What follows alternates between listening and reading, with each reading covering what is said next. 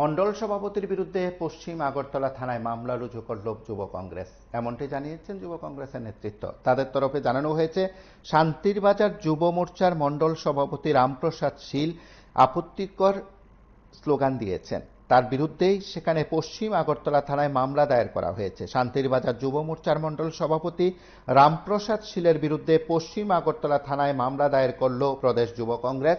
সংবাদ মাধ্যমের মুখোমুখি হয়ে সেই বিষয়গুলো উত্থাপন করা হয়েছে।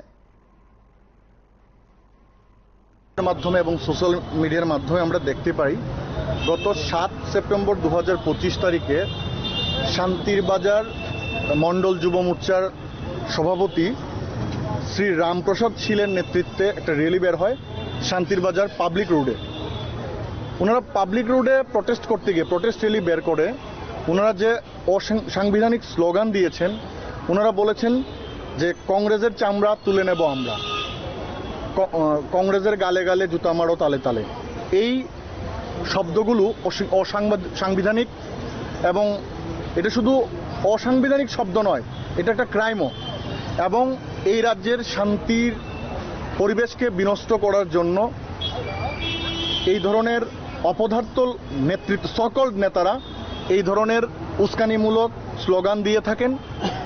তাই আমরা আজকে ওয়েস্ট আগরতলা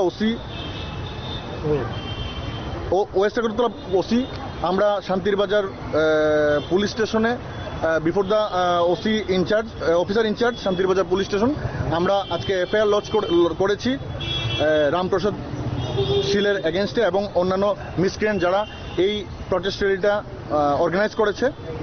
আমরা বার্তা দিতে চাই এই এফআইআরের মাধ্যমে, আমরা আমাদের বিশ্বাস যে এই রাজ্যের মুখ্যমন্ত্রী নিজেকে স্বচ্ছ মুখ্যমন্ত্রী বলে উনি দাবি করেন, এবং উনি হঠাৎ করে প্যারাশুট দিয়ে এসছেন আমাদের এই রাজ্যে, প্যারাশুট মুখ্যমন্ত্রী বলা যায়, কিন্তু উনি নিজেকে স্বচ্ছ মুখ্যমন্ত্রী দাবি করেন। আমরা ওনাকে আবেদন জানাই আপনাদের মাধ্যমে, এবং আমরা আইনকে মান্যতা দিয়ে আমরা এফআইআর করেছি। আমরা মুখ্যমন্ত্রীর কাছে আবেদন জানাই যে ওনার যে দলের বা এই রাজ্যের যারা দুষ্কৃতিকারী, যারা শান্তির পরিবেশকে নষ্ট করতে চায়, উনি পুলিশ প্রশাসনকে নির্দেশ দেন যাতে পুলিশ প্রশাসন এদের বিরুদ্ধে আইনানুগ ব্যবস্থা নেওয়া হয়।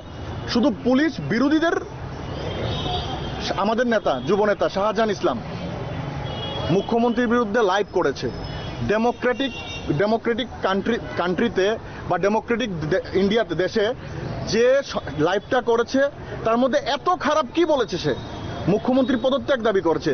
এই মুখ্যমন্ত্রীর পদত্যাগ দাবি করায় তার বাড়িঘর ভাঙচুর করা হয়েছে, তার বাবাকে জেলে পাঠানো হয়েছে, তার ভাইকে জেলে পাঠানো হয়েছে। কিন্তু শাসক দলের দুষ্কৃতিকারীরা এত অসাংবিধানিক কথা বলার পরও তাদের বিরুদ্ধে মামলা কেন হচ্ছে না?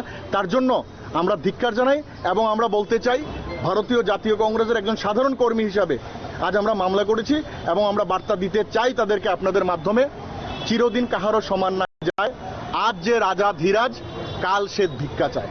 ধন্যবাদ। আপনারা শুনলেন, সেখানে যুব কংগ্রেসের তরফে মামলা দায়েরের পর রাজ্যের সামগ্রিক বিষয় এবং সংশ্লিষ্ট বিষয়গুলো নিয়ে কথা বলছেন নেতৃত্ব। তার সঙ্গে রাখু দাসের নেতৃত্বে ডেপুটেশনের পর পুলিশের তরফে কোনো ব্যবস্থা নেওয়া হবে কিনা সেটা সময় বলবে।